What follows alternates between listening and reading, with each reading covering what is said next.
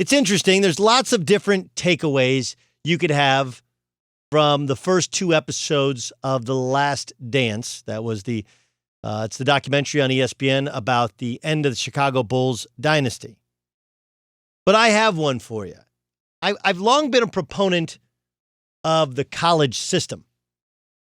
And I thought that watching Jordan was a good reason why. Look, he came from a two-parent home, two parents who both worked, two parents who pushed academics as well as athletics, understood the value of an education, wasn't just lip service.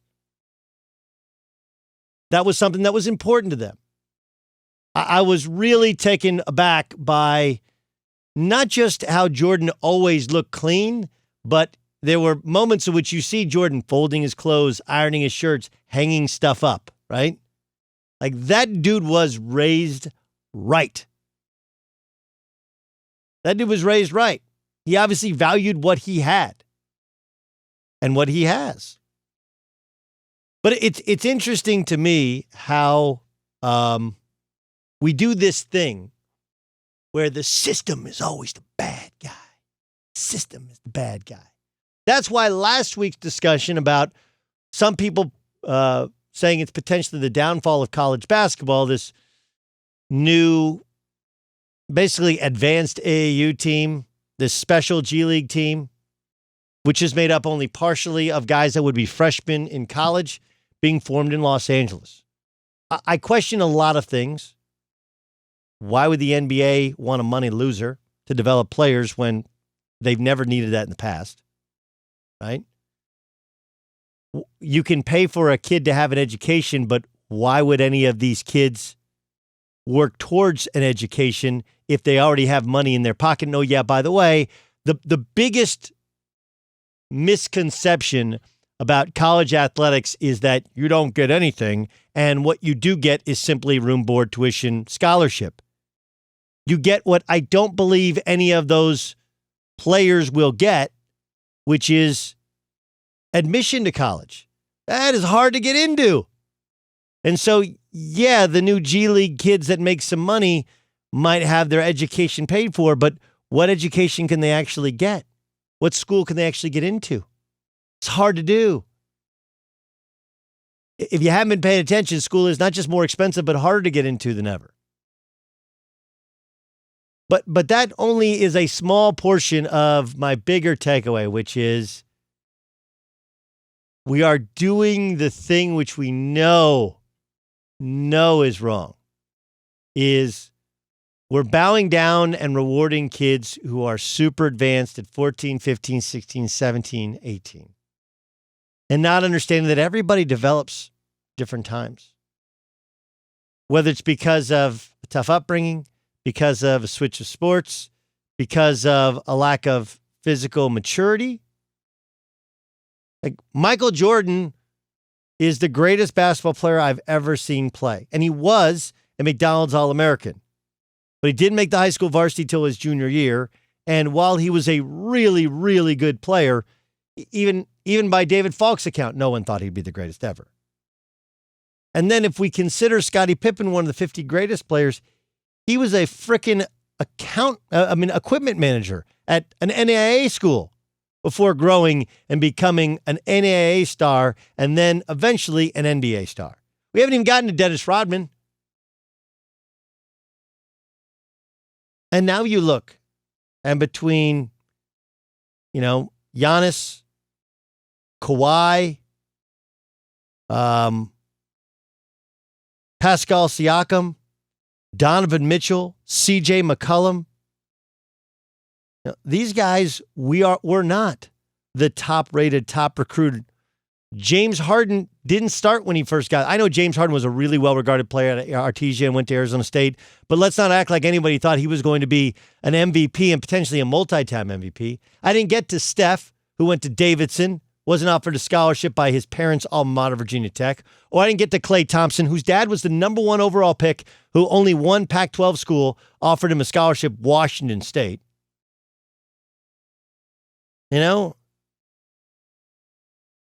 Jimmy Butler. I mean, the list kind of goes on.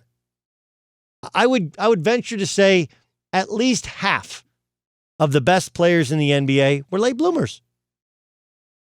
We're late bloomers. And there's something to guys who not only value and appreciate what they have earned, but are told at some point in their career, you're not good enough. Because when you're told you're not good enough, one of two things happen. You quit or you get better. Jordan got better. Pippen got better. Rodman got better. Plenty of other guys quit. And we foster an artificial environment, a bubble around these guys at a young age where they're never told no, and also they're never told the value of winning. That's the other big takeaway. Like Ryan Russillo joined us last hour, and he's like, man, the Jordan, I want to win at everything. At everything. Some of that comes from within. Some of that is nature, but some of that is nurture. When you play in a college basketball program, the only thing that's really important is that you win. When you play on a made-up G League team that plays 12 exhibition games or 15 exhibition games, and there's no playoffs and no championship, you're simply playing to get somewhere else. Because there's two different types of basketball. There's basketball to be played and basketball for a game to be won. And the number one overall pick is going to be Joe Burrow. Joe Burrow, who was a very talented high school kid, who went to Ohio State, was buried with a bunch of other talented quarterbacks behind JT Barrett. And then when JT Barrett got hurt, he too was hurt. When JT Barrett graduated, he got passed over, got beat out. He transferred. And oh yeah, by the way, while he wasn't particularly good his first year, one reason he didn't have to sit out was that he had graduated, so he didn't have to sit out. Wasn't great his first year, found the perfect help in a new play call in Joe Brady, who came over from the Saints, and he becomes the quarterback of the most explosive offense in the history of the sport. Some of it is opportunity. Some of it is fit. Some of it is the fact that he's a late bloomer. I mean, Tom Brady. Anyone? Aaron Rodgers. Anyone? Aaron Rodgers, one scholarship, junior college, one scholarship offer, passed even when he get ready for the draft, 24th pick of the draft.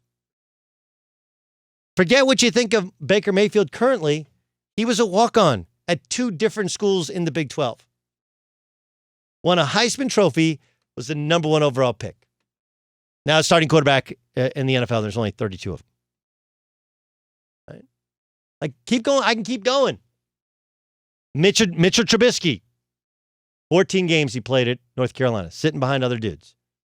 Nick Foles. Didn't he transfer from Michigan State to Arizona?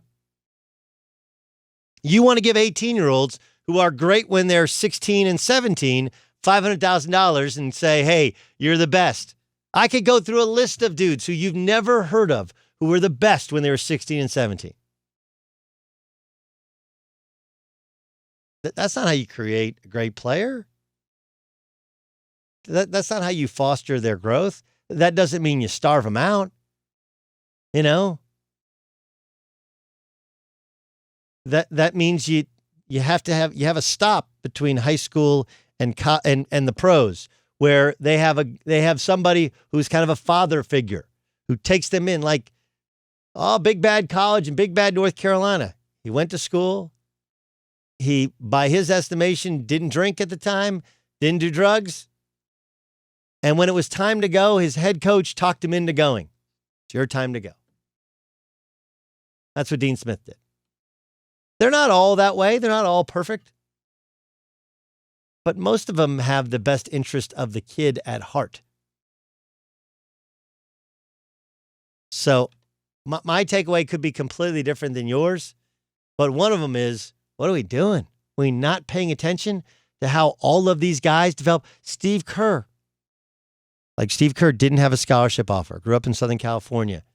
Only got a scholarship to Arizona because Lute Olson needed a player, went to a practice, and they kind of fudged it so that he could take every shot and make every shot. Steve Kerr. Late bloomer. Like, keep going on down through the list. You'd be amazed at how many guys are actually more highly touted than many of those players that became stars for one of the great dynasties in the history of the sport. You can count on like two hands, the LeBron James and the Kobe Bryants of the world.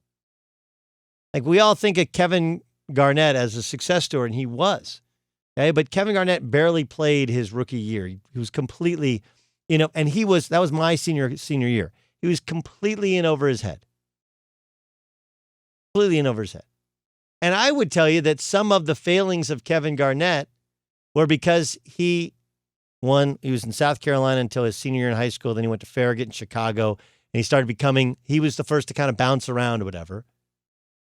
But the lack of stability, lack of guidance, it doesn't work for everybody. It's not the perfect system. But man, if you can't tell that sports aren't about who's great at 14, 15, 16, and it's, did you get better when you weren't the best at those times?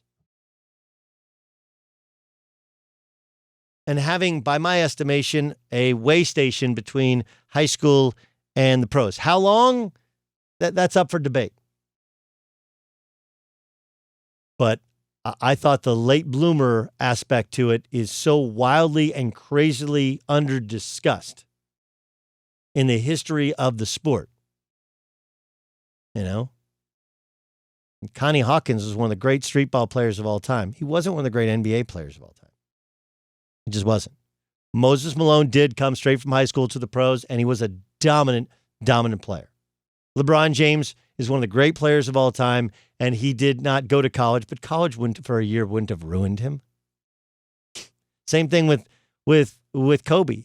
People forget how selfish Kobe was, how he struggled to fit in, how he was such a fish out of water. 17 and 18, playing in L.A. for the L.A. Lakers. Good luck with that. Again, it doesn't mean you ruin them as human beings or ruin them as players. Just because you can heat the oven up 50 degrees warmer and cook it a little bit quicker doesn't mean that the cake or the pie turns out nearly as well. There is a process, and skipping that process, you run the risk of making errors because you did so hastily. And oh yeah, by the way, you might miss out on some of those guys, half of the stars in the NBA, who are in fact late bloomers.